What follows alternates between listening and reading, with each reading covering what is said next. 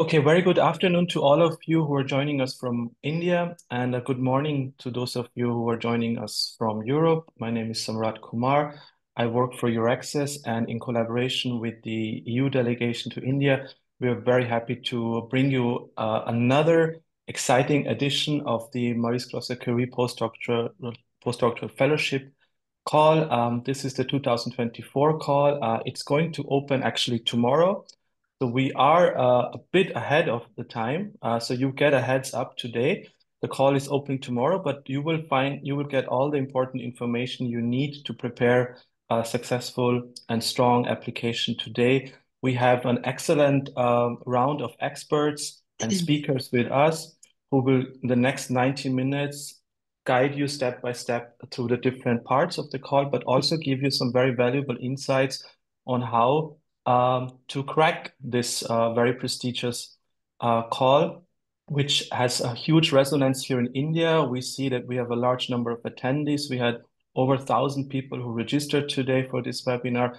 So very excited, to be with you through the next 90 minutes. So I will not take much more time because I'm sure you're all waiting to get started. And I would like to give the floor now to Mr. Pierrick Filon-Achida, who is the head of the Research Innovation section at the EU delegation. Pierrick, thank you so much for joining us. And we would like to hear from you a bit more about what is the importance of this postdoctoral fellowship call and how it can also benefit the EU-India cooperation and research and innovation. Thank you, Pierrick. Thank you, Samrat, and thank you to all the colleagues around the table. So let me just explain that I am in charge of the fellowship program research department here at the EU delegation in New Delhi. So I'm based in India, but I see mainly colleagues based in India, but also some, I went through the list, some are based in Europe. And actually some of the panelists are also based in Europe. So thank you very much to Lily from Malta, in Draji, based in Netherlands, and also Sanjeep, and also in my team, as well as you, Samrat, to Vivek, and to Garima. So let me just give you a few points. I think it's the Marie Skłodowska-Curie Action is a flagship, is a very successful program for Europe. It's not the only one. Before a PhD, you have the opportunity via the Erasmus for a master, but Europe and all the EU countries are putting a big emphasis to welcome Indians. So you should not all of you in Indian fellows go to the US. The US is very attractive, but it's the same. Europe is attractive. And also at the diplomatic level, we try to reverse the trend, which is to try to bring European to do a master, a PhD or postdoc in India. So I hope that many of you attending today will be successful in the application process. You have a variety of countries in Europe, and Marie Skłodowska is precisely open for all European countries, so you can choose wherever you want to go. We hope that when you are there, you will become the EU ambassadors, that you will bring your identity as an Indian scientist, so bringing maybe new aspiration to European teams, and also bring new ideas. I will encourage you to, when you are in Europe, to travel, to really, in your specific domain, to make links with other Europeans. Europe is quite large. Of course, in Europe, we work a lot with Japanese, with American, with African, with any countries in the world. But Europe is so large itself that it gives you, in your own specific domain, the opportunity to have an exchange with people working in different environments. In Europe, we are also very strong in the domain of research infrastructures. So there might be areas like in physics, medical science, where you will see the advantage of being in Europe. My second message today is and I was surprised. I look, Vivek in my team prepared a list of past students, past Indian students. Many of them are going to Spain and Netherlands. Of course, all the European countries nowadays are English speaking, but I would have thought that they would mainly go to Germany or to France. But we see a big amount of Indian fellows going to all the European countries. So it's very encouraging. Also, in terms of gender balance, we see a presence of women, and it's very important for the benefit of science to have an equal participation of men and women in the scientific domain. And as a matter of fact, Marie Skłodowska Curie, she was a French, a Polish lady, and she got 2 Nobel Prizes. She's the only female having received 2 Nobel Prizes during our career. So she's really a flagship for Europe. And just to tell you, I was last year involved in representing the EU in the G20. And as a matter of fact, at the level of the summit that happened in September in New Delhi, the EU gave the symbol of Europe, and it was a statue of the head of Marie Skłodowska Curie. So it's just to tell you that at the level of G20 summit, at the level of prime ministers and head of states, in September in New Delhi, science was there, and the EU symbol was precisely the symbol of your fellowship program. I will let you now in the capable hands of all the team and all the panelists. You can ask any question during the meeting. Of course, the embassies are welcoming you also. Once you will be selected, you are welcome to come to New Delhi. You are welcome to visit my office, and to please once you will be selected, or even in the application process, keep a link with us. It's not only for us to tell you how to go to Europe, but we would like to follow you while you are doing your fellowship in Europe. And when you come back, we have alumni network. We would like you to know what you have done. And thank you, Samrat. I pass you back the floor. And remember, this is the EU flag. And remember, you will become our ambassadors. Thank you.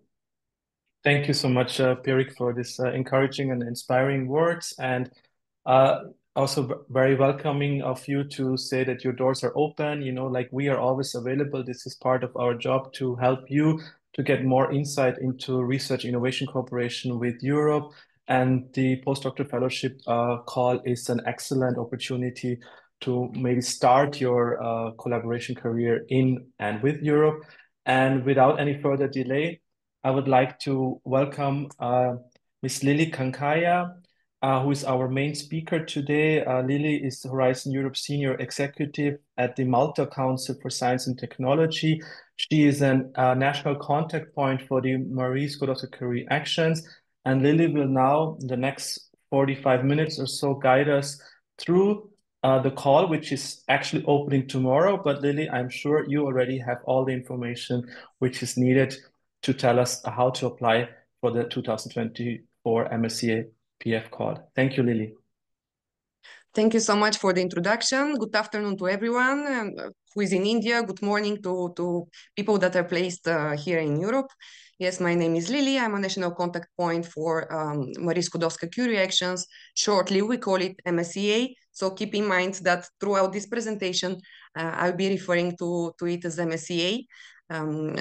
As it's shorter. And today I will introduce you to the call, how to apply, how to find a host, some common mistakes that we usually see throughout the application process, and also an opportunity that we have here in Malta. So to start, Horizon Europe is the biggest program for research and innovation. It's the flagship program of the European Union. It has a budget of 95 billion euros, a bit over it. And the MSCA part has a budget of 6.6 billion euros for the 7-year period we are talking. The 7-year period is from 2021 to 2027. And where is Skłodowska Curie Actions is part of Pillar 1, the excellent science, which is equipping the researchers with new knowledge and skills through mobility and through training. So this is here the core of the program. Learning through trainings, through mobility. So of course, I will introduce you later to the call, but there are different possibilities how this mobility will take place. Just a quick introduction to the program, because the postdoctoral fellowship call that we are going to talk about is one of the main 5 actions of MSCA. So it's of course about the postdocs, but also the program has the doctoral networks, which is about PhD students, supporting PhD students. There is staff exchanges, which is about exchanging staff being managerial, technical, administrative, and of course, the research staff through different entities. Here, India can also take part because the program is very international. Then we have MSCA and Citizens. This is a call where every year in Europe, there is big science fairs where researchers can promote their projects. And in fact, it's always suggested that when you apply for the postdoctoral fellowship, you include in your application that you will participate in these fairs. And CoFund is also having opportunities for postdocs and also for PhD students. Here I included the link to the call. As it was highlighted, the call is going to open tomorrow. It was a little delayed because it was supposed to open 2 weeks before. But nevertheless, we have all the information, and tomorrow we will be able to even download the application forms. So let's go now a bit through the details of the postdoctoral fellowships. So this is a mono-beneficiary action. What does this mean? That you don't need to have partners from different countries. All is needed is to have you as the postdoc and supervisor and a host entity. And the host entity is the only official beneficiary or the only official partner in these proposals.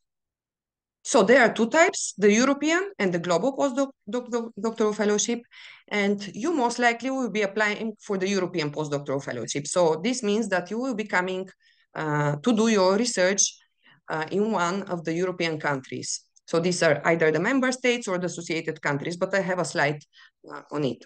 Just to give you a bit of overview of the budget for this year's call, for the European fellowship, because it's the most popular call of the 2, we have a bigger budget, and for the global fellowship is a bit smaller. It's around 40 million. The global fellowship is when European researchers or else researchers from 3rd country like you, but having a long-term residency in Europe, can apply in a European host, but then they go to outgoing phase, they go to a 3rd country. So 3rd country, then it can be any other country in the world that is not a member state or associated country. So this includes India as well. But I repeat, you need to have a long-term residency here. So it's most likely that you will be fitting into the European fellowship, selecting one of the European countries to apply. The calls are completely bottom-up. So this means that any type of research, any research idea can be suitable. It covers all domains. So now, what do we have?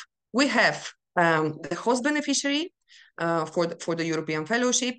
As we said, has to be in an EU country or associated country. And now the requirements is you can be any nationality and any age, but you should not have been living or residing or working in the country that you're applying for more than 12 months in the last 3 years prior the call deadline. What does this mean? If, for example, you decide to apply in Malta or in Italy or France, whatever the European country, you shouldn't have been living there for more than 12 months, okay, in the last 3 years. The other requirement is that you should have your PhD already awarded, or you should already have defended it. And this should be done before the call deadline. The call deadline is 11th September this year. Another requirement is not to have more than 8 years full-time research experience after the PhD was awarded. Of course, if you have more, this can be justified. If you had, for example, part-time research experience, it will be work out. There is room to prove that, basically. And another eligibility requirement is that if you applied for the call last year in 2023, September 2023, and if you receive a score that is less than 70%, you won't be eligible to apply this year. You have to wait until the next call. So next September 2025, you will be eligible. So the member states, we have 27 member states, EU member states, and the associated countries, these are associated countries to the Horizon Europe program. So here we have the list of them. You can see, so these are the countries that you are eligible to apply with. And please note that Switzerland is not yet associated country. So it will be considered third country.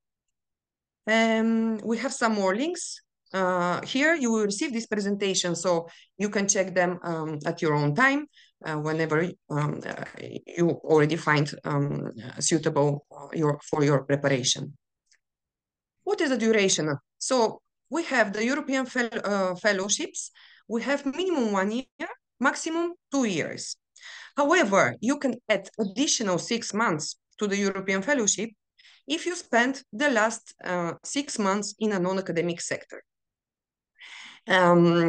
So yes, this is something that I did not mention, but the mono-beneficiary, the host organization, can be university, can be industrial partner, can be a public partner.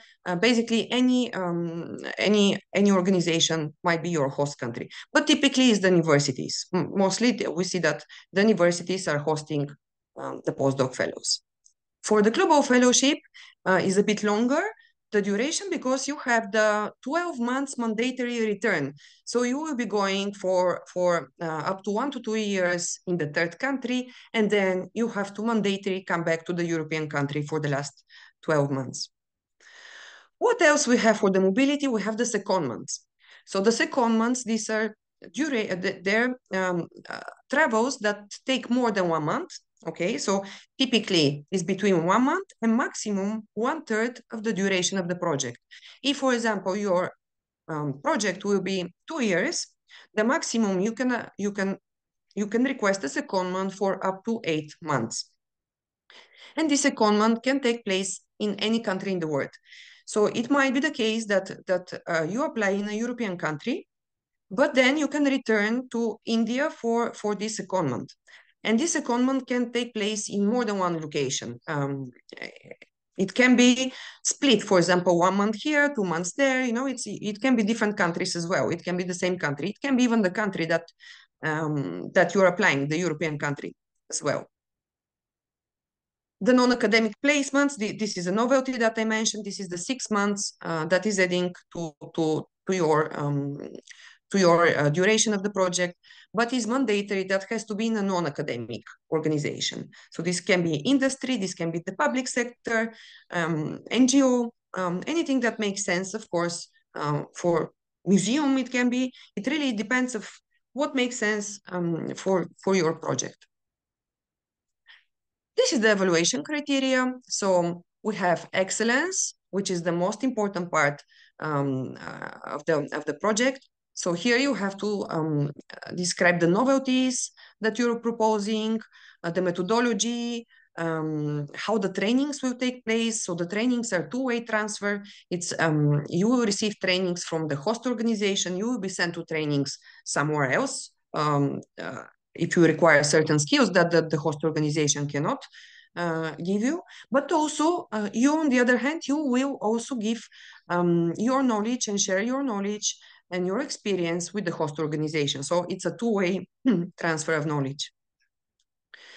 And of course, here also the researchers' professional experience is also very important. This is 50% of the score, okay? So it's very important. Generally, these scores are very competitive, and you will be required to score excellent in all the 3 criteria. So then we have the impact, which is 30%, Here you will be speaking about the impact of, you will be explaining how your project, how your research is going to impact the society, the economy, the technology. It of course depends of what your project is about. And then the last one is the implementation. So here you will be describing how the project will take place, the different work packages, the different deliverables and reports, and so on. So this is 20%. So the call is opening tomorrow. The deadline is 11 September. And then you will receive the result in February. And you can start the grant agreement as of March. Because if you're approved, if you're selected for funding, your host organization will need to sign the grant agreement together with the European Commission. And you can start the project as early as April 2025. But also you can choose that you can start a bit later on. So this is also a possibility. Here I have the link of the latest work program, which was actually amended and adapted and uploaded just last week. So it's very fresh. There are some new unit costs that I also explain later, which are higher than the previous call. So it's even more attractive remuneration than even before. And yes, here it is the updated table. So the living allowance, this is going to be your salary. Here is now set to 5,990 euros per month. However, depending on the country that you're applying, there will be the so-called country correction coefficient. So there is a percentage for every country. For example, for Belgium is 100%. So it's exactly what you are seeing. For Malta is 92.4% of what you are seeing. And there is a table which you will find in this in the work program, in the previous slide that I included the link. You can find for the different countries what is the percentage that you will be receiving. This is set according to the living standard of the country. Of course, the more expensive the country is, the more higher this living allowance is.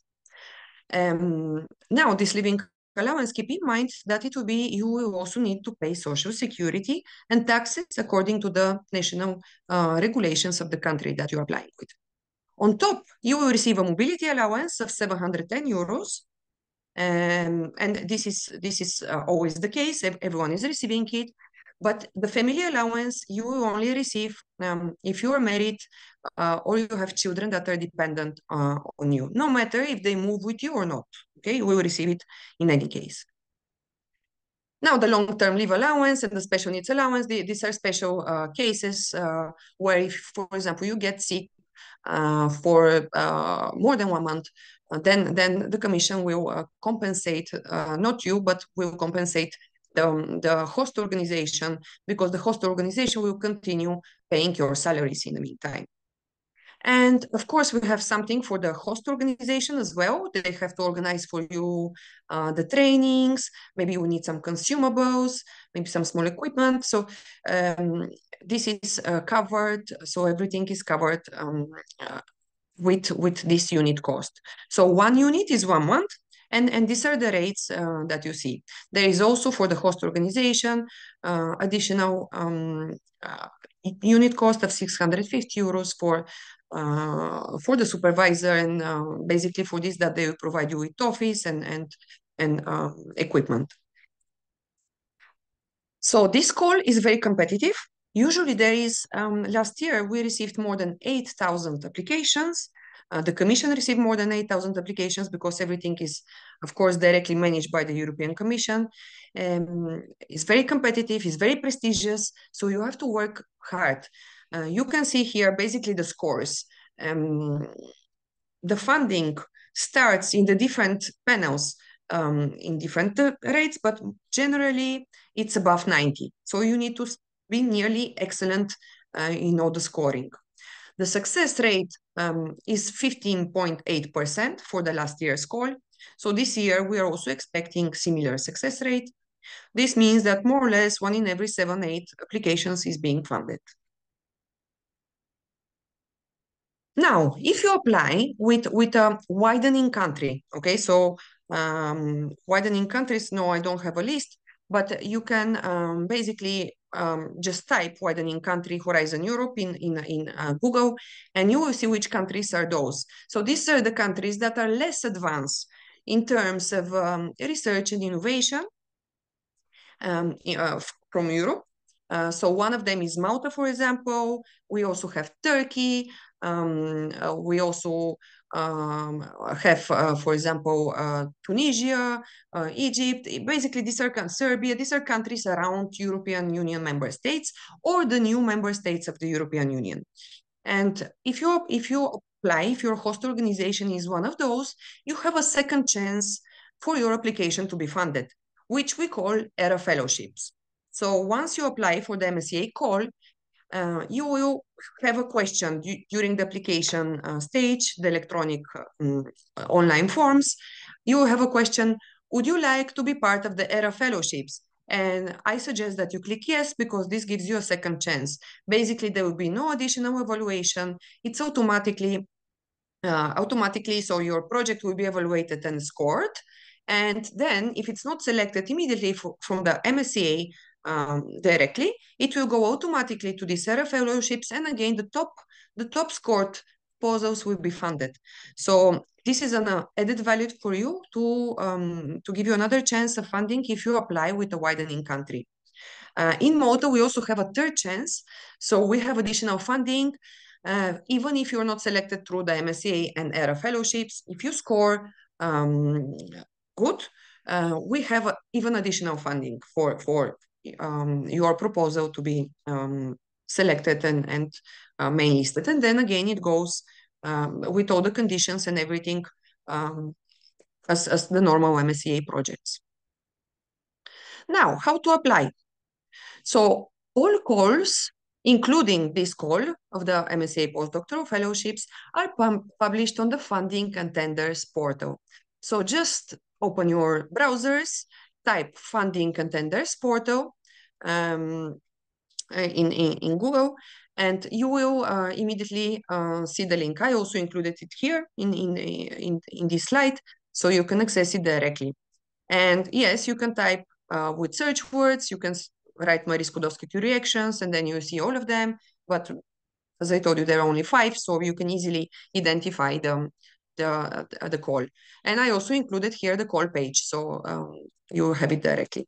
Do register on this portal. Is very simple registration, email and password, because otherwise you won't be able to download the templates and you won't be able to start your application. So first you need to register, and then you can click on the link and start the application. So we have, how is the application? We have part A and part B. Part A is the electronic format. Okay, so this is online information such as who are you, what are your contact details, PhD information, and so on. Then you have the organization, the address of the organization, who will be the supervisor, and so on. But then you also have the duration of the project, you have ethics questions. So they will ask you, does your project includes ethics? And if yes, you have to reply. If no, you just also reply. And then you have the part B. Part B is the actual proposal. So it's a Word document which you download, is the template, and you have to start replying to, there is the different sections with different questions which you have to address exactly what you've been asked. So the part B, the Word document, is only 10 pages. And you have to, if you go 11 pages, the last page, it will be automatically deleted and no one will be able to see. So it's very strict that it has to be exactly 10 pages. And this Word document has also 2 sections. So one of them is this 10 pages format where you describe the excellence, impact, and implementation of your project, as we saw before. And then you also have another one that is part B2 with no page limits, where you need to include your CV. You have to include little information about the host organization. If you have secondments and non-academic placements as well, you need to include this information here.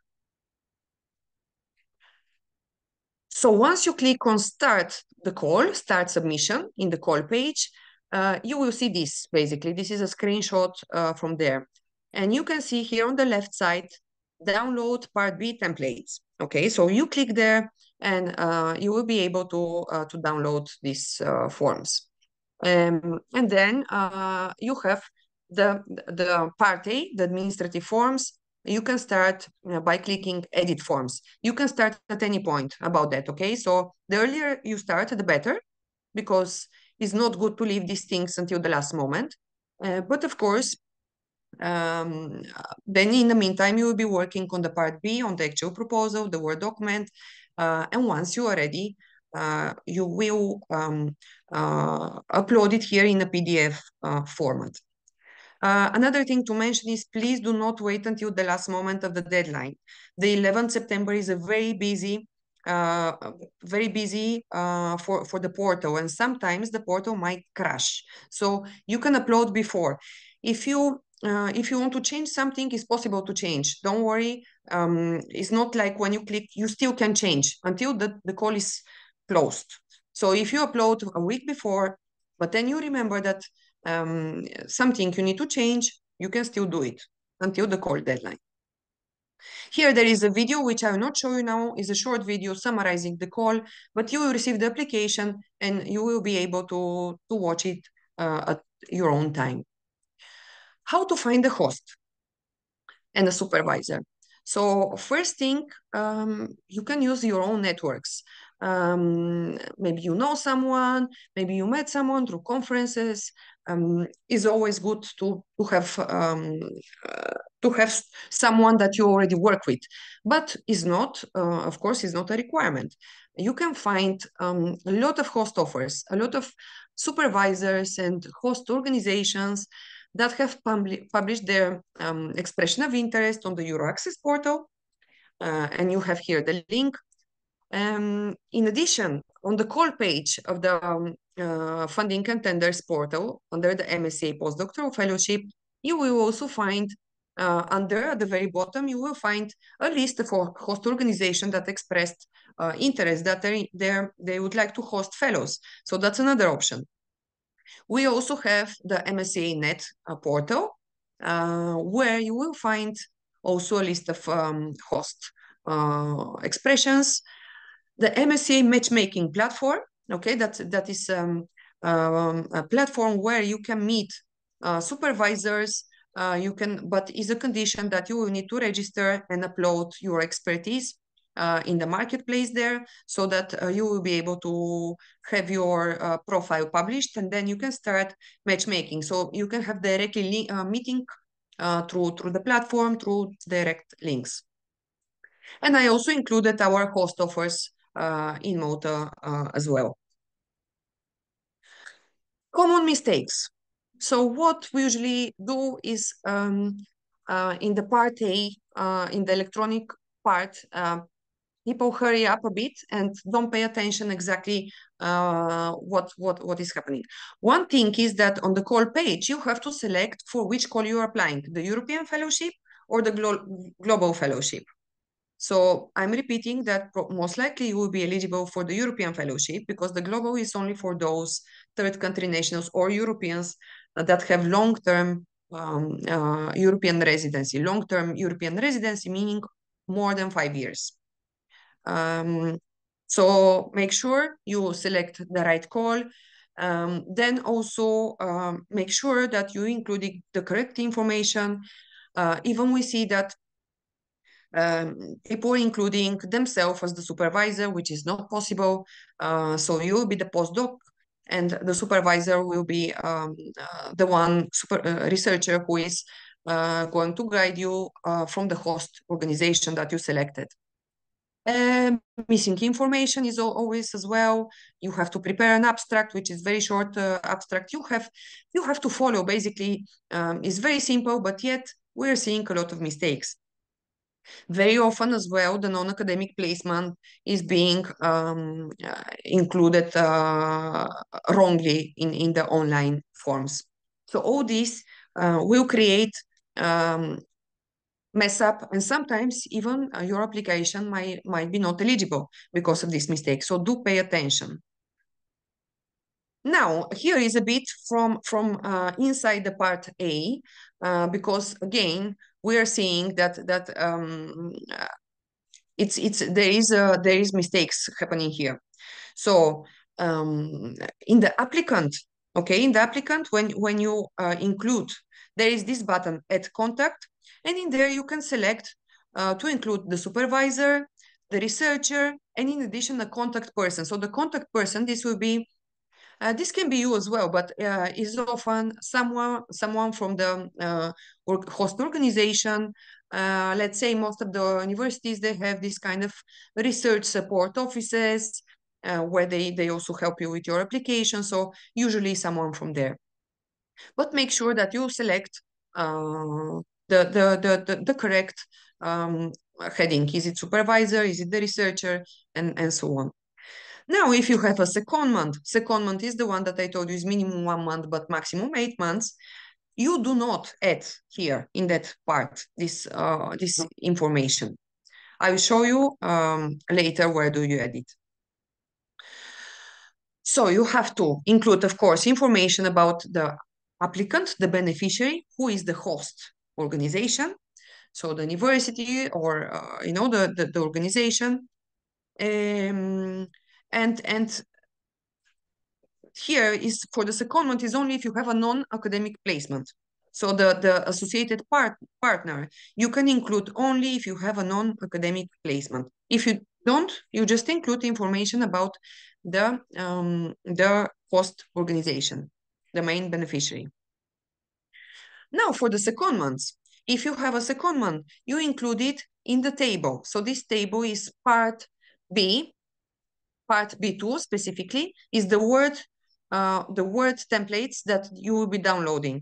Here there is information about the non-academic placement and also the secondment. So you include basically this basic information about the secondment here. You can also, as a secondment, you should, if you have secondments, you should also describe it well in the actual part B1, in the excellence, impact, and implementation parts, why this secondment is relevant, where it will take place, who will be the supervisor from there, and so on. But do not worry, because if you just read the instructions and you follow the headings and the questions in the template, you will do well. You cannot make a mistake. You have to just follow what you are being asked. Yes, and sometimes it's different mistakes that we see also in terms of nations. For example, for the host organization, you do not include India, for example, because it's not the case. It's going to be a European country, as we said. The duration of the project, for example, you will, in the online form, you will say 1 year, but then in the proposal, you say 2 years. So this is also a mistake. And even the calculation of the budget will be wrong, because the calculation of the budget is automatic. So these mistakes happen. Try to avoid, please. Just read carefully, and everything should be okay. Now, when you submit when you click on validate or send, like when you submitting your proposal, you might have warnings. The warnings are in this orange color, and this does not mean that there is anything wrong. It's just a warning. Sometimes it's very general warning. Like, for example, do not forget to include I don't know, your CV or something, something, it can be like that. It's just a reminder that this is something important and it goes to everyone. But if you receive a red button, it will tell you, of course, what is, why. It will say, for example, budget information is missing or something like that, So in that case, you won't be able to actually submit the proposal, and you should address this issue by coming back to where they tell you, because everything is, they will say this section is missing this, and you go back and you include it. But just do not get panic if you receive a warning. Okay, warning is just to remind you of something that is important. Now, these are some additional opportunities that we have in Malta, and also additional help that you might receive from this MSCA-NET project that I will refer in the next slides. So just to use the opportunity and to promote this scheme quickly that we have in Malta, we are organizing a masterclass on 26 and 27 June this year to help you master your proposal writing skills for the MSCA Postdoctoral Fellowship call. There is a link here, you will find more information, but basically we cover your travel expenses to come to Malta for this course. But the conditions are that you need to have already found your supervisor and your host organization from Malta. Then you submit the application, and then you come for the training, and we refund you the travel expenses, which is in terms of a lump sum. Okay, so for you being living in India, you will receive 2,000 euros, for which you have to cover your ticket and your accommodation. We do not require any invoices, so it's up to you how you manage that. But it's important to say that you will receive 50% of the, so 1,000 euros once you attend the training, so following the training, and the rest 1,000 euros only after your submission of the proposal. So we want to make sure that you actually submitted the proposal. Now here there is more information, including the link, but please note that visa is a big issue, and if you intend to apply for that, you need to apply as quickly as possible, because especially if you need a visa, auto the call is closing 7 June. The visa takes I think around 45 days, so it's really slow procedure. Now, the MSCA-NET project, this is a project where we come up with different tools that you may want to use to help you with your proposal. There is the link here, but what is very, very useful, and really it helps the applicants, is the Postdoctoral Fellowship Handbook. Okay, so now there is an updated version of 2023, and very soon there will be the updated version of 2024 as well.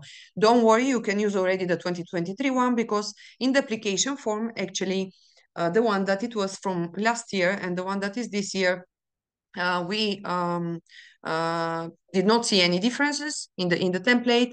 They might, of course, make sure that you download the correct template, because if you use, because sometimes we have researchers that, for example, they applied previous year and they're submitting, or else they know someone that applied and they gave them the application. The commission will immediately spot that you're using the old template, and it might be even not eligible. So please make sure you download the correct latest template to use. And do open this handbook and just follow it, because it gives you tips and tricks on what to include, what not to include, what the evaluators really like. Is a very, very good tool to help you. So I suggest that you have it next to you, and while you are writing your proposal, you refer to each one of the sections there. Here are some additional documents that will help with your application. The guide for applicants is going to come soon. So the call is opening tomorrow, but the guide of applicants, it takes usually a few weeks to be uploaded. Let's say maybe beginning of next month should be there, but you will find it on the call page. So on the call page of the Funding Contenders portal, at the bottom, you will see, or there is also a tab on the left side of the screen, which is documents and conditions. So if you click on the documents, you will find the guide for applicants, you will find the work program, the proposal templates, but in a PDF format, which is not the one that you should work on. You should work on the Word document, other guides, Also, the frequently asked questions is a useful tool. You might, if you have some questions very specific, you might find the answers there. And here are additional links that will help you throughout your POSO preparation. So as I said, you will receive this presentation and you will be able to access this information. So that is from my end. I hope I was clear, but nevertheless, there will be opportunity for questions and answer later on today. You can already put your questions in the chat, and I hope we'll be able to address them later on. Thank you. Thank you so much, Lily, for this very comprehensive and excellent presentation. I think this, you tackled all the important points, and also very important that you showed like what are the common mistakes, and also the useful tips and insights, and the links to the websites also I think are very important. And the guide which will come out, I think these are very important documents to carefully read.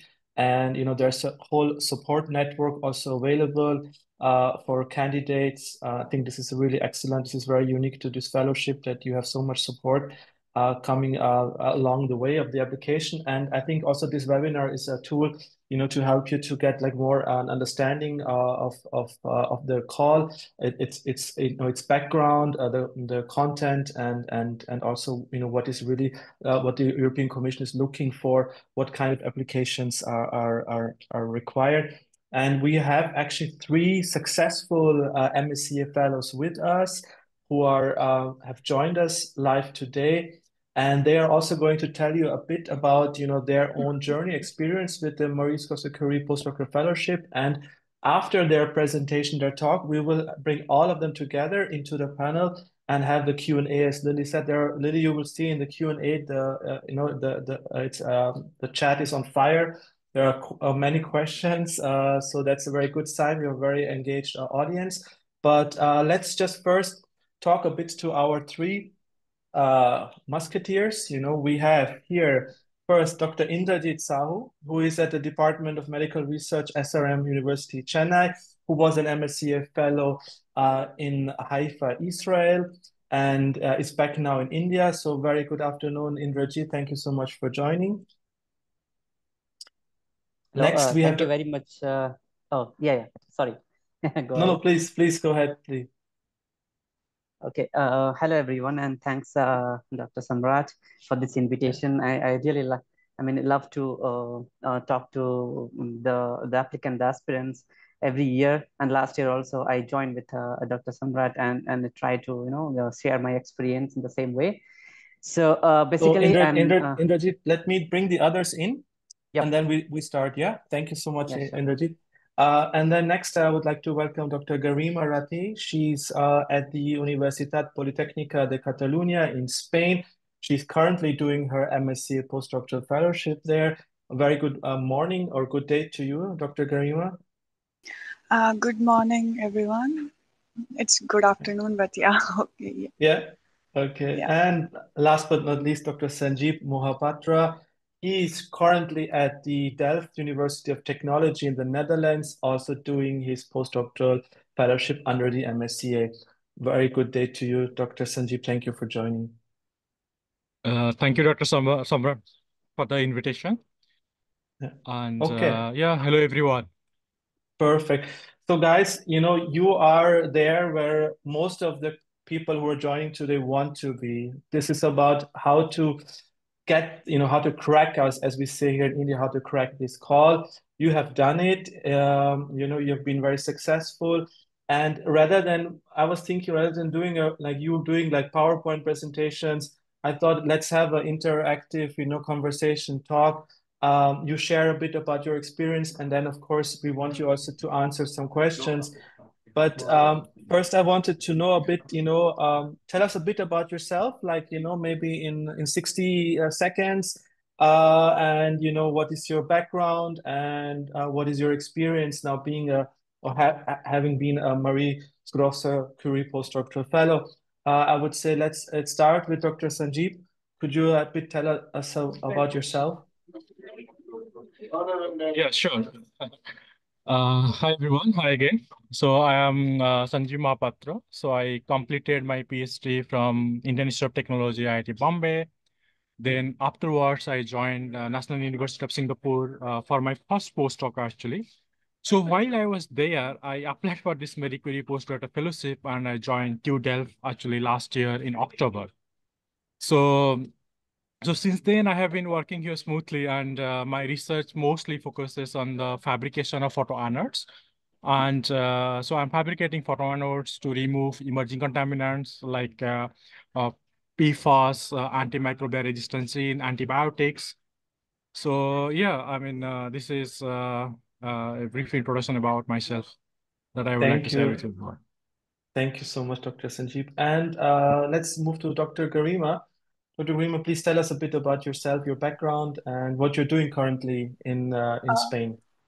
Hello everyone, I'm Dr. Garima and I did my bachelor, master's and PhD from University of Delhi, and then I worked as a postdoc fellow in IIT Delhi and also in Jawaharlal Nehru University for quite few months, and then I came to Spain in Universitat Politècnica de Catalunya and did for 1 year postdoc, and simultaneously I applied for Marie Curie also, like in the very first week after coming here, and I got this, and I'm working on designing antimicrobial textiles to avoid the healthcare infections in hospitals and other facilities to avoid the infections.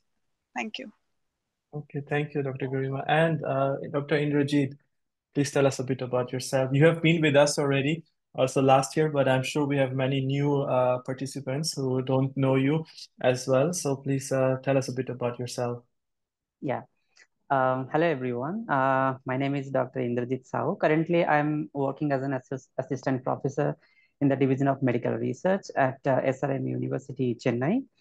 I was actually a Marie Curie Fellow in Israel, Technion. It's in Haifa from 2017 to 2019. And before that, I finished my PhD in India in cancer biology at Tata Memorial Cancer Hospital. Then I moved to Haifa Technion in 2015. Then within the first year of my first postdoc of my move to Israel, I applied for this fellowship. Then I received in 2016 and I started my fellowship in 2017. And after that, I finished in 2019. Then I was working as a European researcher for 1.5 years. Then from 2020, I have been working as an evaluator of Marie Curie postdoctoral grants in life science section since last 4 years. So I see the three of you have something in common. Or of course, you're all MSCA postdoctoral fellows, but you all applied while being outside of India. So it means that you got to know about the fellowship only once you were in Europe, or you were in Israel or in Singapore. Like, was it that time you knew about the MSc already before that?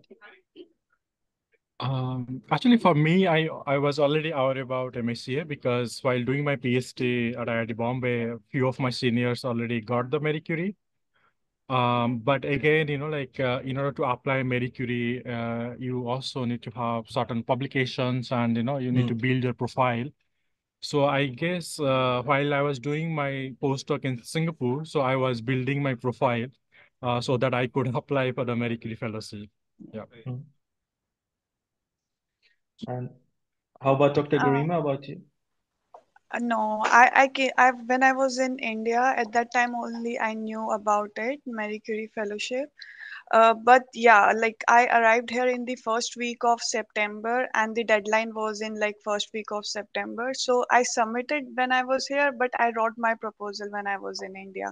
So technically, it okay. was like halfway down. Okay, good. For me, actually, I got this information from my supervisor only. When I applied to him for the postdoctoral position, he mentioned that once you come here, then you can apply for either EMBO fellowship or Marie Curie fellowship. Then I get to know about it, and once I joined there, I started learning it and apply. Okay. So how has been the experience? Like Indrajit, you already completed it. Garima and Sanjeev, you are still in the midst of this fellowship, but what has been your experience with having such a prestigious fellowship? Also in terms of your career, what stands out most in your memory or your experience so far? Like, what is I would say like that, what's the outstanding part of or experience of being a Marie Curie postdoctoral fellow? Let's start with Indrajit. Well, yeah, it was long past experience, but I still remember my golden days in Haifa, in Technion during this 2017 to 2019. When I actually received it, I was really, given very importance by the supervisor and also the institute, because in Israel, probably very few people, they apply for it or they received it because of maybe lack of awareness. But since it was an associate country, I could able to apply, and afterward, now people started applying it, and then I could able to draft a lot of collaborators within Technion, even outside Technion.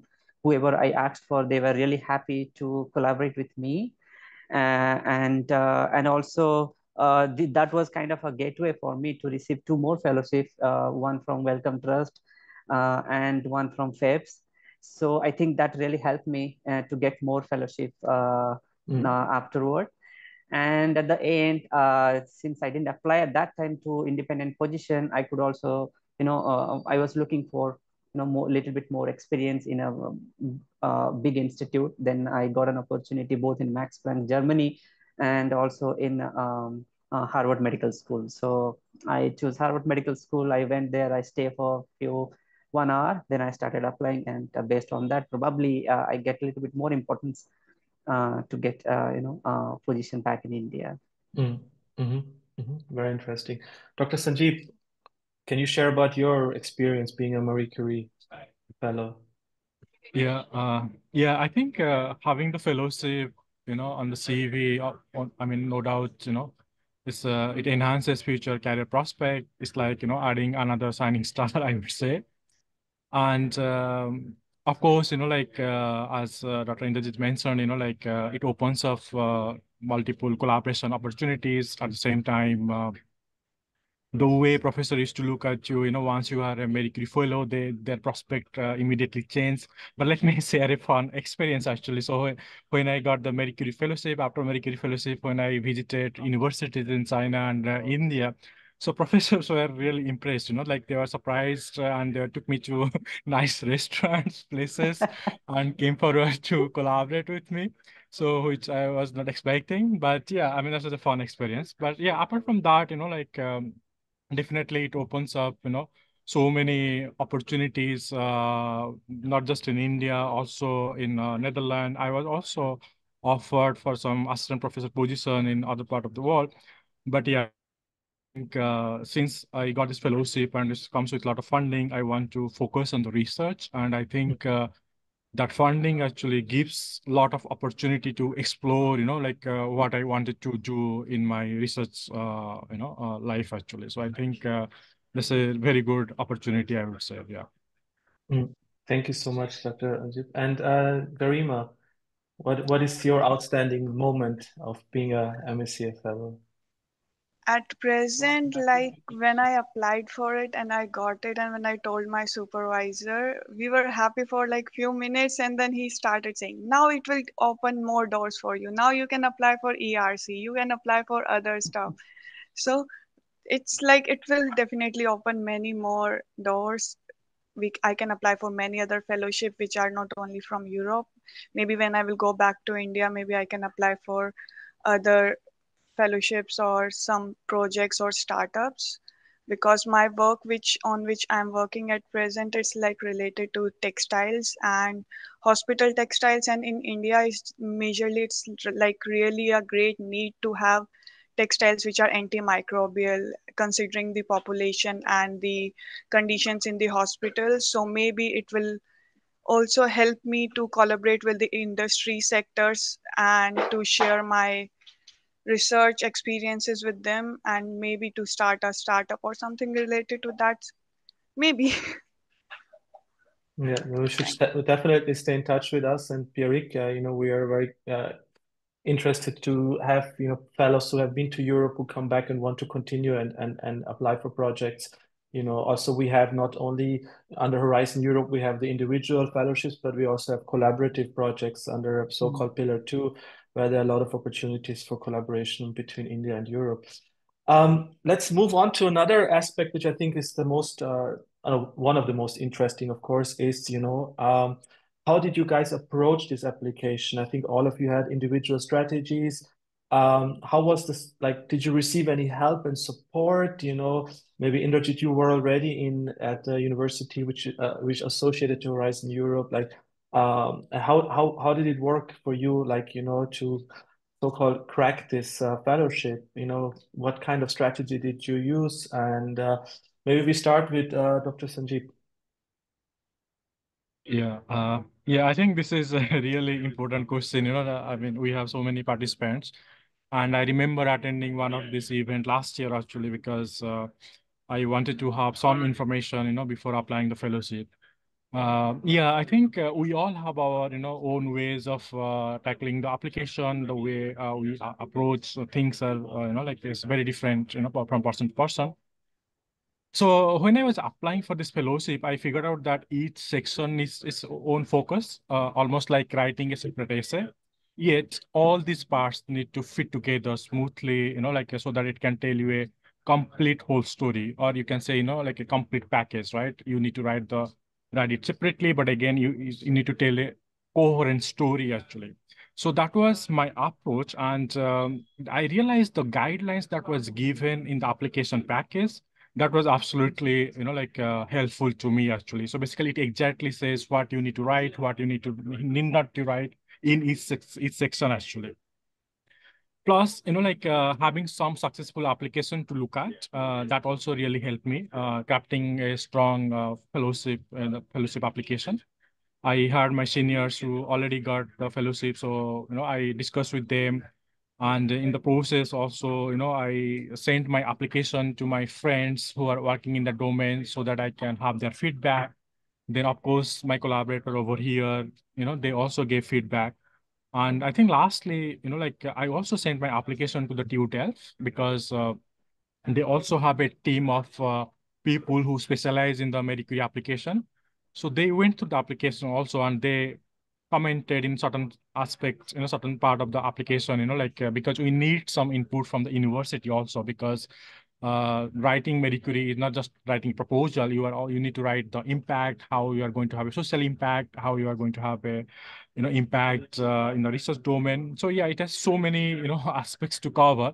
It requires a lot of people who can provide you constructive um, feedback on your application. I think that actually helped me a lot. And also, like one of the criteria is like how you are going to communicate your research. So basically, when I learned about it, then I realized maybe I should write something in layman language, which I was not doing before.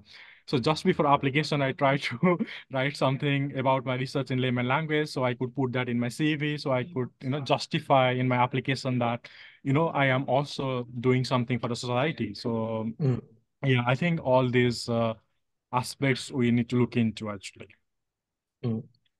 Thank you. Very helpful indeed. And Dr. Indrajit, what was your strategy? How did you approach the application? Yeah, once I arrived at Technion, I mean, after 1 or 2 months, I started contacting the office, the EU office actually, what was in Technion. There is a very dedicated team of people who help, who really wants to apply for any European grant, including ERC. So they really took it very seriously, and we had actually three seminar series with workshop and individual even guidance from them. So I get a lot of help from the team personally. And probably at that time, I was not so aware of such kind of webinars or by your access or not. It's been 8 years, what I'm talking about.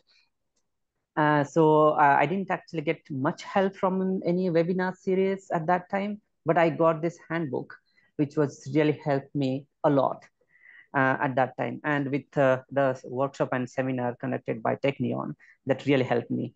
And if you are really serious, if you come up with your question and with your rough draft, the team people, they really help you in Technion. I believe such kind of EU grant office probably exist in most of the universities nowadays, and they always help maybe the interested candidates. Yeah, that's how I actually get a lot of help from the office, and then my supervisor and the scientific aspect a lot. Yeah. Thank you so much, Indrajit. And Dr. Garima, so what was your approach towards the application? When I started writing the proposal for this fellowship, first of all, I was suggested to watch the webinars which are available on YouTube, and they were really helpful. They were continuous from last 2 to 3 years. I watched them, and then I read and my supervisor from here, he told me to be very concise, not to stretch things, because we only have 4 to 5 pages to explain the scientific part, and remaining will be about your exchange of knowledge and other prospects of the funding. And my supervisor really helped me a lot in writing the proposal. He rechecked again and again, and then our university helped us to write the other prospects, other part of the uh, proposals related to the host institutes, and they suggested me to add many changes in the how you can get the open access in the uh, other segments of the fellowship. I guess it was really a gender discrimination and all other points where we can be more precise. They helped me in that stuff. And yeah, my university and my supervisor were really helpful, and all the templates and webinars which were available on YouTube. Great. I can hear very clearly the all of you mentioned the collaboration and the guidance of the supervisor. That is a key part, right? And of course, also your peers, and Sanjeev was mentioning also, he sent it to other colleagues, or with former fellows, to reach out to them. And we have a very great alumni chapter here in India, the MSCA, and they're very helpful people. You could reach out also to get some tips and support in that, if you don't have if you're not already in a university which has a very good support structure for applying for international grants. This brings me now to our last kind of question to you guys, is about now you're here, we have the opportunity. You can share what is your key advice, what is the main tip you would give to the candidates out there who want to apply for this year's call, or maybe for the call next year. But if you could just start giving them some heads up on what they should be looking out for. And I would say we start with Garima. What would be your main advice for potential candidates? My main advice will be be concise, don't try to stretch the things. If you can say the procedure or something in very short, and use the correct words to just write in small, and don't take the other parts of the scientific. Okay, we will definitely give our best because we have research experience, but there are other segments of the uh, propo- uh, proposals in which we might take it very lightly, because in Indian proposal I guess we for other fellowship we didn't write the impact on social impact and other prospects about gender equality, and so we should be more focused on that also. It's not like we have to write few lines and just write, because that also plays a very important role. If 40% is for just proposal, then the other one also plays an important role in getting the funding. And as the cutoff is very high, 93, 94 for life sciences, it was sharp 93, 93.6% was the cutoff for life science when I applied for it. So we should be very precise and take every point like into consideration. Don't take any of the part lightly, like okay, we can write this thing here. And maybe you can also include like the exchange of the uh, how it can affect you, and also you can, like, if you want to go back to India, or like how you will take your things back to share your knowledge later. So you can also write that part also, like I will use our technology which we will design not only in the Europe also, but in Asia and throughout the world. So Thank you so much, Garima. Very important to be concise.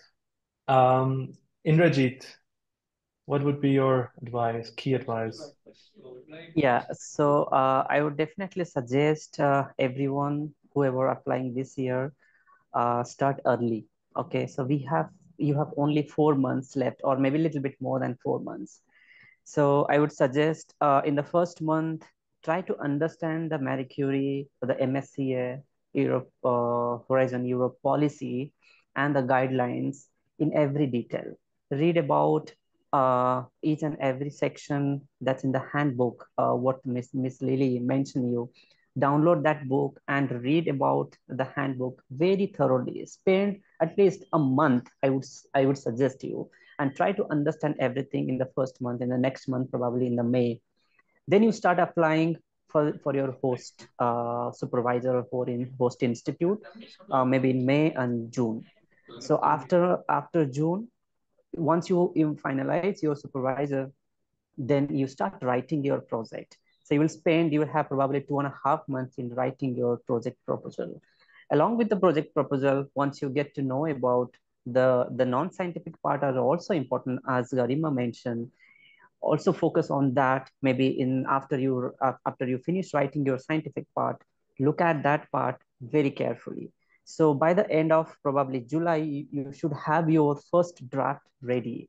Then go again and again thoroughly on your proposal in the month of August, so that you will find mistakes, or you need to add a little bit more information. Talk to your friends, give your proposal to your peers to find out mistakes.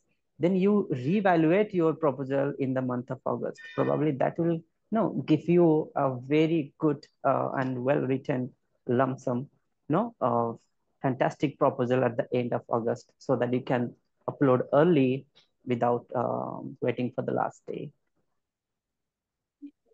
Thank you. Very good timeline proposal from Indrajit. I think it's very valuable to have this in mind when to start. And Sanjeev, what is your advice to the candidates out there? Yeah, I think I agree with Garima and Indrajit what they're saying actually. I mean, it's very important to contact your professor at the very beginning. And in my case, actually, I even visited their lab, like to see the facilities and etc. I mean, it may not be practically possible for everyone, but yeah, I mean, if you have an opportunity, go visit the lab, interact with the professor. Because in the proposal, you also need to write, how capable is your host is, because that is also carries a lot of weightage. If you are proposing something and it is not possible in your, host lab, then you won't get marked there, right? So it's very important what you are proposing and whether it is possible to do in the, given duration actually. So I think that is something I would also advise. And also the research idea. I think that is also quite important because scientific part, which is the research idea, the excellence part, which carries 50% weightage. So if you are getting 5 out of 5, then I think in the non-scientific part, like if there is a slightly up and down, then you can, overall you can have a good score actually, which was the case for me. So yeah, I think try to give more emphasis on the research ideas, try to see how much you can do. And instead of writing qualitatively, make sure you make it quantitatively. Like you don't say many, just put a number there. What is the feasible number you think? So if you can quantify and okay, if you're talking about publication, I will make 2 publications, I will make 5 publications, So that quantification is very important. I mean, basically, that's the advice I received from my seniors and later on when I implemented. So yeah, I think overall, you have to give more priority on the research ideas, and at the same time, other part, you can also, give priority there. And make sure you contact the professor. He's well established in area and his lab is well equipped. And also the university, like if the university is good and they have a research, who is a dedicated team for the Marie Curie who can later proof your application. So I think those things are very important. And also how you prepare your CV. I mean, basically there is a template, that you are, I mean, it is advised to follow the template. And if you could take all the scientific, non-scientific part, because the examiner is going to look into CV and see how capable you are, in carrying out this research activity. So those things are important. And the last thing that I want to add, that this particular fellowship, requires the fellow to do something beyond what they have done already. Like, for example, in my first postdoc, I was doing a lot of monitoring work. But in this particular fellowship, I realized I need to shift a little bit. So what I did, instead of monitoring, I looked into the treatment side actually. So I think that also, carries a lot of weightage for me, because they expect there should be a transfer of knowledge from the host to the student and the student to the host. So yeah, I think these are few points that I can think of right now. It's quite important. Yeah. Thank you so much, Sanjeev, for this advice, and also thank you to all three of you for giving your precious time. And I know you were on that side of the ones who were wanting to apply. Now you are on the other side where you got the grant. So we are very grateful to have you as testimonies. And I think this was a very engaging session. And in the meantime, I really hope that Lily, you answered all the 100 questions. Sure, no, it's quite a big. It's a lot of questions, which I'm very happy for. Yeah. I answered quite many, but definitely they're coming more and more. I cannot cope. Yeah. So which is very nice. That's why we brought in the three musketeers with us, who will help us. And also we have, Mr. Pierrick and Dr. Vivek Dham from the delegation. Maybe they can also, come in. And I will start with a few questions, but you please also, guys, look through. If you see a question which has a general appeal, and you think, it's important to answer, we can. I took a note of some repetitive ones. Yes. So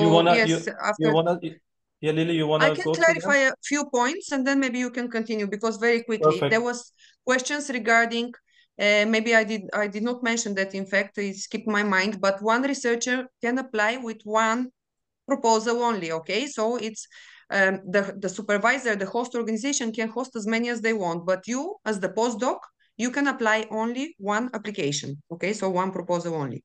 Another was very much being asked about the defense date. So the PhD should be awarded already, or else your thesis defended. Okay, so this means that there will be no more questions at that point, no more changes to be done to the thesis and so on. So that is what unconditional means. So the final step is gone and you have been approved. You are just then waiting for the award. And 8 years full-time research experience.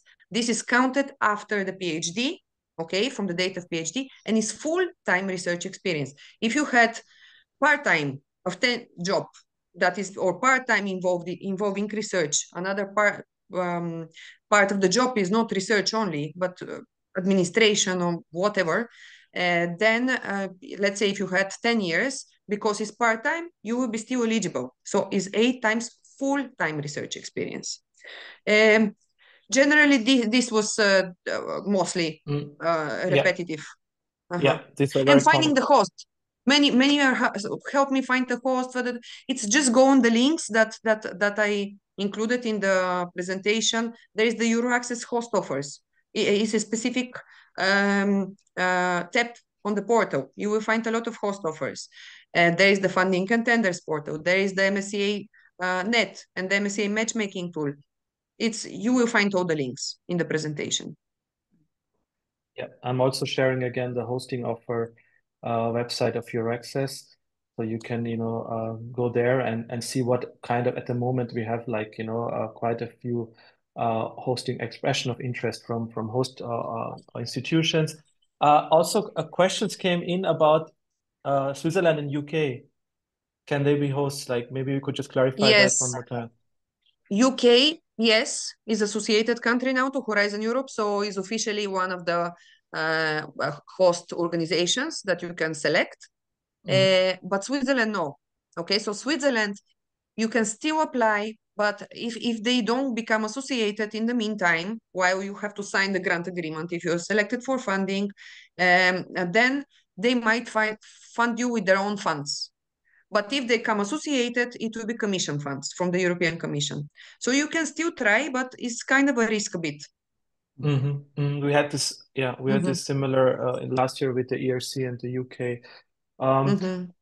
Lily, you mentioned about the scientific age, not more than 8 years. You emphasized that, but is there any age limit for a candidate? No, the applicant can be at any age.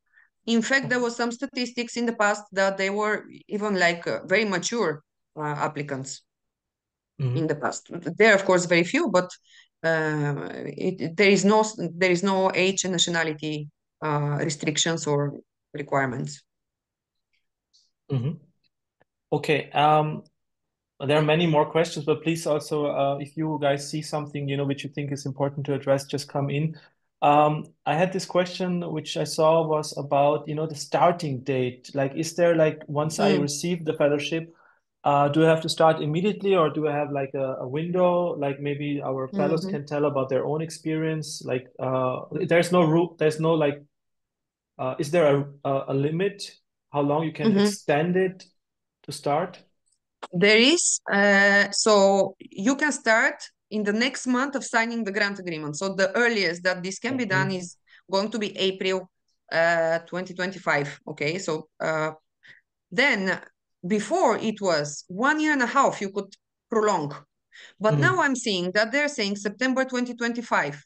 So this is something that probably I can double check now, but before it was until September 2026, but now I see 2025. I don't know if it's a mistake because the work program has been just published, but usually it's some months that you can prolong until the start date. Okay. There are am I still eligible to apply for a MSCA after joining a lab in a European country? Like, let's say I'm in Europe and I'm doing a postdoc. Can I still apply? I reply to this one. Yes, yes. They can apply as long as they meet the mobility rule, not to spend more than 12 years in the last 12 months in the last 3 years to the call deadline in the same country. Otherwise, they're eligible to apply another country, of course. How strict is this with the 12 months? Because we had one candidate who's okay, because I think here she's saying 13 months. I replied to this one as well. It's she won't be eligible. It's very strict. It's strict to even 1 day. That much. Oh, it is. What about the number of publications? Like, is it important to have many publications, or can one straight after the PhD straight apply? And is it advisable to apply straight out, or should one wait and have some publications in the bag? It's good to have publications because they will be listed in the CV. It's not a requirement though. It's not like ERC where you will be required to have at least one and so on. Of course, it's good to have. It's the evaluators will be going through the CV and will be seeing the experience of the candidate. But as I said, it's not a requirement. If the idea is really good and the applicant shows potential, there is still chances.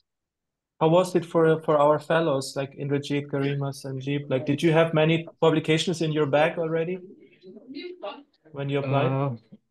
Yeah, I think I had quite some publications. But what I heard is like the way they evaluate is a bit different. If someone is a fresh PhD graduate, they don't expect too many publications from him. But if someone has already like did 3-4 years of postdoc and wants to apply for the Marie Curie, then it is expected to have some publications. So that was my understanding yesterday. Mm, mm, Okay, so in my understanding, actually, since it's a very competitive, when we evaluate multiple proposals and to find out, 10% out of how much you evaluated uh, and really, give a score in that aspect, we definitely look at the publication, since that really reflect that you can able to, handle your project in the next 2 years, or once you finish your this 2 years, that you can, be able to as a start your own lab. So that's actually shows indirectly from your publication. At the same time, I'm not expecting that the applicant will always come up with a first author publication. They also show that they have a collaborator, they have collaborated with multiple people. That's why they're associated with even multiple studies where they are in the publication, not in the first author serial. So collectively, of course, you should have a good number of publication to support your proposal that you are talking about, and to support your CV that you have the ability to collaborate and work in a team. Yeah, so that's why this is my perception. When you evaluate a proposal, out of a lot of bunch of proposal, you need to find out uh, the best proposal based on the all criteria. Although this is not a hard and fast criteria, but still the evaluator look at the publication in the relevant field. Thank you so much, Indrajit. There are also some questions regarding the host institution supervisor. Like one is like, can I apply again to the same institute supervisor? Let's say I applied last year and I want to apply again this year. Is it possible? Only if the result was higher than 70%. So then it's possible. Absolutely the same proposal can be resubmitted. You can address the weaknesses that have been pointed out, and you can resubmit, yes. But if it's lower than 70, no. Then you should change the host organization, the supervisor. The idea, of course, it means that it's not good enough. And what about, let's say I have received already a MSCA fellowship and I want to apply for a second one. That's possible, right? I can apply for another one. Yes, there's statistics that even show that there are some that have two, some researchers that have two, the same MSCA postdocs, even there are some with three. So it's possible. There is no restrictions on that. Can it be in the same institution again? Yes, but no, wait. It has the mobility rule. So it's you have to think of the mobility rule. In a different country. Yeah.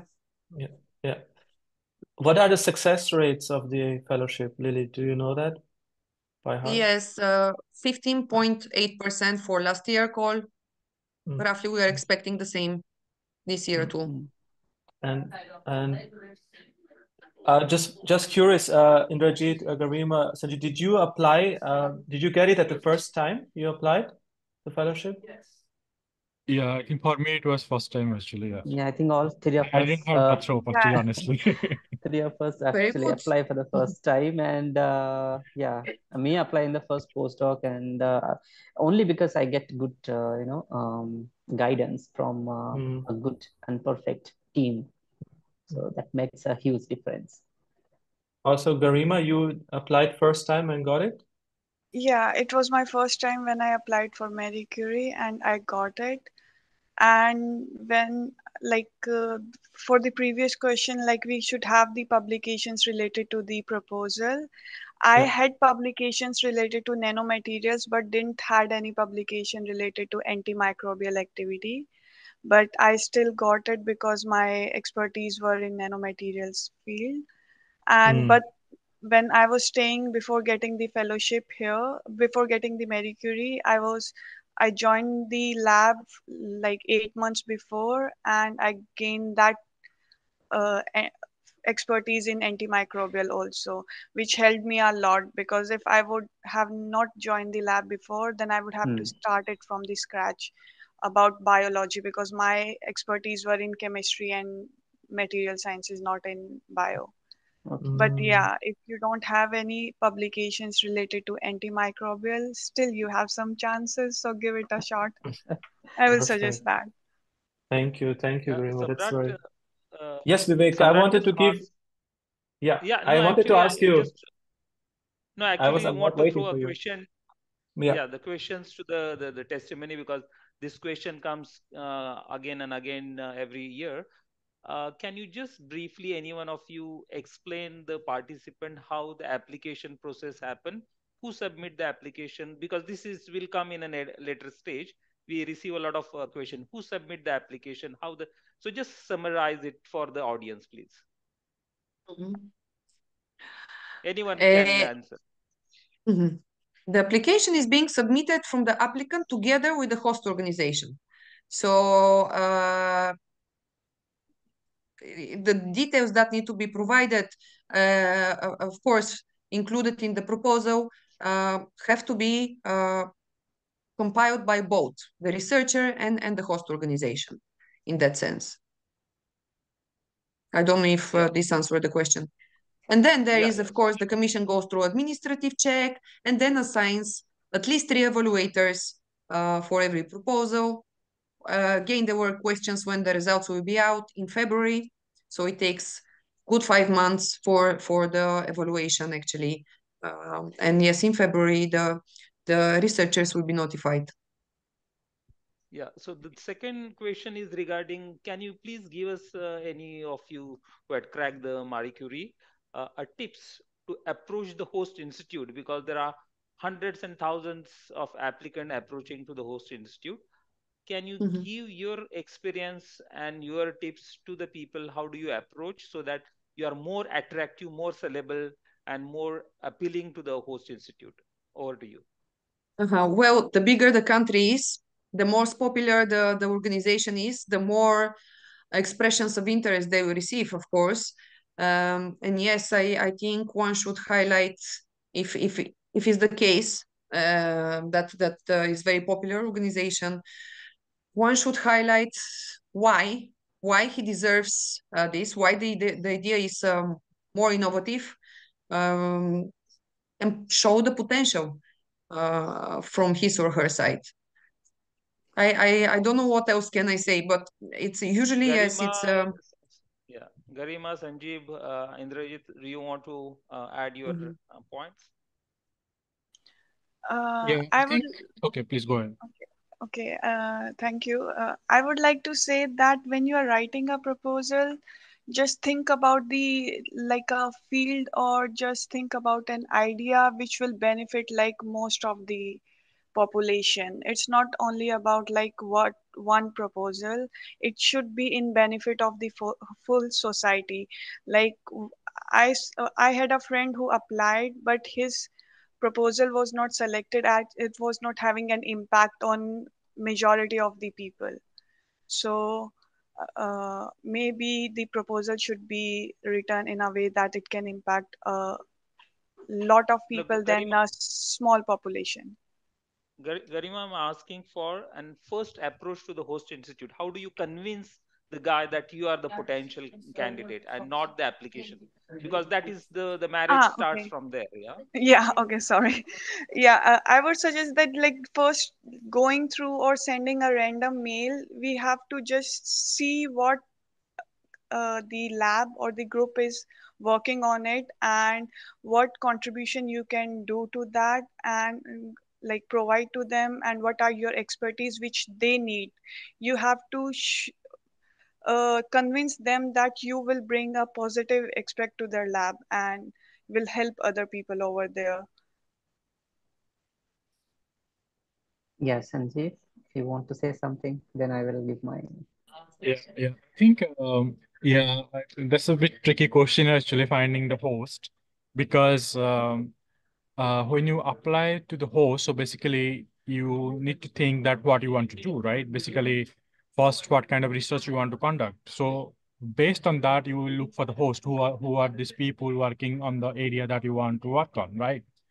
So now, when you write an email to them and express your interest that you have this XYZ background and you want to work on this particular area, and you came across your profile, I'm attaching my CV, etc., etc., then they will also think, okay, can I host this person? Whether if I host this person, can he able to get the Marie Curie fellowship? So these things happen actually. I mean, I applied, like I approached few people. So some of them said, no, it's not possible because our area of research is not exactly matching, or the kind of research that you want to do, we don't have that facility. So if you apply with me, then the chances of getting you is not much, right? So rather you approach someone who has that exact overlap. So I think these are the points that, people need to think about, while approaching the host. And definitely you need to write a convincing story why you want to apply Marie Curie and how you both are going to contribute, in terms of, help, research contribution to each other. So I think these are quite important actually. Yeah. Yeah, in short, actually, if I suggest, this is a very simple process that finding a postdoc position, applying for a postdoc position. This actually starts like this. You apply, you find your host. A host means host supervisor, not host institute. So if the supervisor agrees, that means the institute will definitely help the supervisor and the researcher for this application. So first, the host supervisor and the candidate, they both agree to each other that this is a good project, we can go ahead with it. And as Sanjeev mentioned, uh, once they find, okay, even the supervisor is eligible for applying or hosting a Marie Curie proposal, that is also the next thing that the host institute or the host supervisor think about it. Then they agree. So first, contact your host supervisor, then talk to them, talk about your proposal. If that suits for the Marie Curie proposal, then you have to go ahead with that. Thank you One so more much. question to one more question to three of you is, when you're looking for a host institute, are you looking first a country or you're looking for a lab? Because this is also comes quite often to our notice. Yeah. Me, if I answer a lab, I don't really think about the country, because of course it is a European country or associated country. So first, the total 2 years you are going to spend maybe in the lab. So that's the first priority. Then probably I will think about the country. Yeah, I think I slightly differ here. Okay. I look for both country. Of course, the lab and the research is important, but I also looked into the country because I realize, I mean, in Netherlands, where I'm right now, it's very convenient to, have the communication in English, whereas my other friends who are in other country, they are having some issues, with respect to communication and other administrative stuff. So in that way, I found Netherlands is quite, accommodating because of the language, because of the culture. So yeah, so in my application, I thought about the country as well as the host. Both I took into account. Yeah, because if you have we are, multiple options. yeah. Because at this particular age, we also need to look at our personal life, right? So basically, we also need to see how we are comfortable in which country. So I looked into both actually. Yeah. Garima, how was it for you? I just look for the lab and what facilities the institute can provide, and like, will it be easy to perform the experiments and do all the characterization, or we have to like send the samples to different country. So I took into account the facilities which were like the host can provide or which we can have nearby. And I would disagree with Sanjeev, sorry, but like the language barrier, I'm also facing language barriers. Spanish, like people don't speak here English that much, but slowly, step by step, you can learn the language. I'm able to now, I give my some time in learning it, but you still make friends over here. Apart from my lab life, I also have my personal life, which are most of them are Spanish. So yeah, it won't be a like problem if you are a bit like you can make friends easily. So I maybe also you did will. learn Hebrew in Israel. I went there and learned Hebrew. I learned to like till A2 level Spanish. So for me, it Wow. initially it was a little bit tough, but it's like it's not only like I'm learning Spanish. My many other friends improve their English because of me, because Yeah. they get to interact in English, and those people are like in their bachelors, so it's good for them also to improve. So they generally say, if we didn't met you, we would have not improved our English. So it's like benefits of both of us. So language is just a barrier. It's not a like the wall which can't be broken. So Right, absolutely. Well, thank you so much, all of you. I'm looking at the time. I have to a little bit monitor it, and we are, we are a bit beyond, what we had expected. But it shows that how, important this webinar is today, with so many interesting, testimonials, guidance, and all the questions which came in. Unfortunately, we were not able to answer all of them, but please do send us, your questions, and we will try to address them and forward them to the right direction. Just to mention two more things about hosting offers. We're organized together with the EU delegation, Dr. Vivek. We will organize two webinars on hosting offers from European institutions. We have countries like France, Germany, the Netherlands, Poland, I forgot, Italy, exactly.